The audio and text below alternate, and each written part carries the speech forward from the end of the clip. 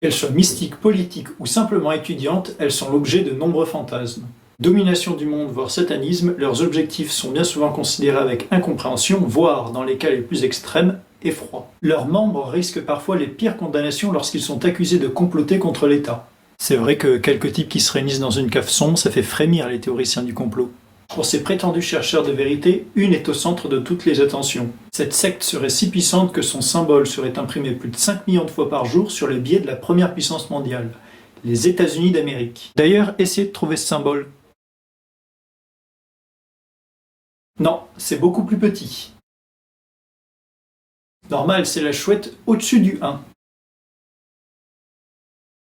Voyageons au cœur de l'Allemagne des Lumières, dans la ville bavaroise d'Ingolstadt, à la découverte de la secte la plus occulte du monde, les Illuminati. La secte des Illuminés de Bavière, oui, c'est moins sexy dit comme ça, est fondée en 1776 par Adam Weishaupt, professeur de droit et de philosophie. Son but est clair, le bonheur de la race humaine, ni plus ni moins. Pour Weishaupt, le meilleur moyen d'atteindre son objectif n'est ni la guerre, ni la révolution. Non, c'est beaucoup plus simpliste et cruel pour cet homme qui considère être le plus brillant de son temps. Et là, vous vous demandez quel est son plan ultra secret. Il va créer une société occulte comme il en existe des centaines en son temps, les Rosicruciens et les francs-maçons pour citer les plus connus.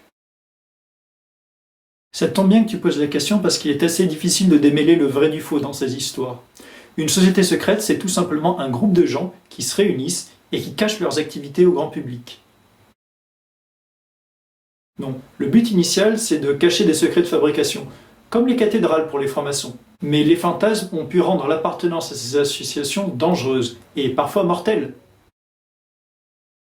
Oui, par exemple, une loi du 13 août 1940 interdisait les associations occultes.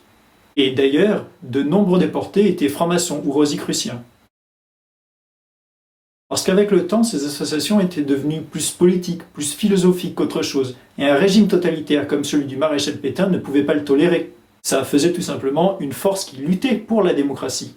Ils étaient donc bien souvent résistants. Mais revenons-en à Adam, qui a toutes les difficultés du monde à recruter. 3 ans après la création de sa secte, elle ne compte que quelques dizaines de membres, qui sont pour la plupart des amis ou des étudiants de celui-ci. Mais l'arrivée d'un seul homme, le baron Adolf von Knigge, va tout changer. Celui-ci va faire exploser le nombre d'adhésions. Ben oui. Enfin, pas exactement. Et d'ailleurs, si vous pensez que les buts des Illuminati sont cachés dans une cave sombre par des mécanismes étranges et des sortilèges antiques, vous vous mettez le doigt dans l'œil. Adam a publié un livre dans lequel il explique les obscurs mystères de sa secte, et vous pouvez le retrouver en description.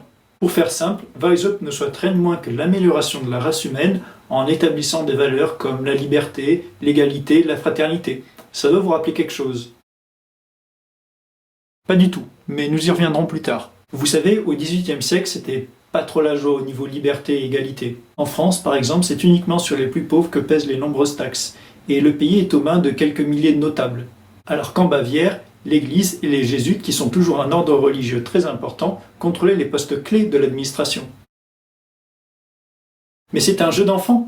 Il va placer ses disciples dans toutes les tranches de la société. Vous vous souvenez de Adolf von Knigge ? Exactement, je vous avais promis d'en reparler. C'est lui qui fait grossir l'ordre. Il s'inspire alors des francs-maçons, qui étaient la société secrète de l'époque. Il institue des grades au nom aguicheur, comme minerval, illuminé dirigeant, ou mieux encore, roi. Pas très démocratique quand même. Il devient alors une obligation pour les membres de recruter dans les loges maçonniques et les confréries secrètes qui dégoûtent profondément Adam. Lui, sa passion, c'est l'Antiquité. Athéna, Minerve, la chouette, vous comprenez mieux maintenant. Vous comprenez, tous ces trucs de rituels ultra secrets, il les trouve ridicules. Lui, son objectif, c'est une société basée sur la rationalité, de laquelle est expulsée leur religion qu'il juge néfaste pour l'humanité. Ses modèles ? Les philosophes des Lumières, comme Voltaire, comme Rousseau, mais il ne les trouve pas assez radicaux. Et en 2 ans, Knigge permet à la société de compter 2000 membres. Et on n'y rencontre pas n'importe qui. On peut y trouver Goethe, qui est le poète le plus lu de son temps, ou bien encore l'électeur de Saxe, qui est l'un des Allemands les plus puissants. Et Adam compte bien sur ses membres influents pour diffuser les idées de l'ordre et prendre le pouvoir. Mais il reste réaliste, et se dit qu'il ne verra jamais la réalisation de son ordre de son vivant. Et ouais, difficile d'abolir la propriété ou la religion dans un état encore très féodal. Malheureusement pour lui, la personnalité explosive de Weishaupt fait tout voler en éclats lorsqu'il se dispute avec son ami Knigge. Et pour se venger, le baron publie un livre dans lequel il dénonce les dérives des sociétés secrètes et le danger qu'elles représentent pour la société. Le chef du gouvernement bavarois les interdit, sauf une, qui était le pire ennemi des Illuminati. Non, on parle plutôt d'une société secrète qui a une influence considérable aux États-Unis, les francs-maçons. Et vous comprenez, les deux sociétés n'étaient pas très amies. On accusait les Illuminati de tous les maux, de pousser jusqu'au suicide, et ceux-ci recrutaient chez les francs-maçons. Et pourtant, rapidement après leur dissolution, les Illuminati deviennent source de complots et de légendes, et c'est un véritable mythe moderne. De nombreuses théories du complot s'appuient sur ces billets pour populariser leurs thèses plus que discutables et douteuses. En réalité, ce symbole démontre surtout la place que se sont attribués les États-Unis en tant qu'envoyés de Dieu et missionnés pour établir la démocratie partout dans le monde. C'est d'ailleurs surtout un symbole religieux que l'on peut observer dans de nombreuses cathédrales. Son origine remonterait même à l'Égypte antique avec l'œil Oujat, symbole des dieux de l'époque.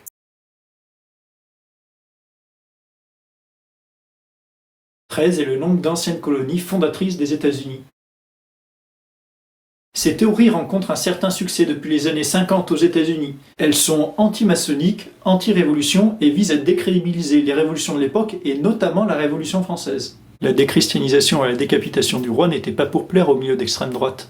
Et l'un des premiers théoriciens était justement un prêtre catholique, ennemi commun des Illuminés et des révolutionnaires les plus extrémistes. Les Illuminés n'ont donc qu'un rôle fantasmé dans la Révolution, et c'est même assez ironique puisque la mort de l'ordre est due à un messager foudroyé dans le nord de la France. En effet, celui-ci possédait une liste de noms sur laquelle la police a mis la main. Et c'en est terminé. Si cette vidéo t'a plu, n'hésite pas à l'aimer, à t'abonner et même à interagir dans les commentaires. Salut!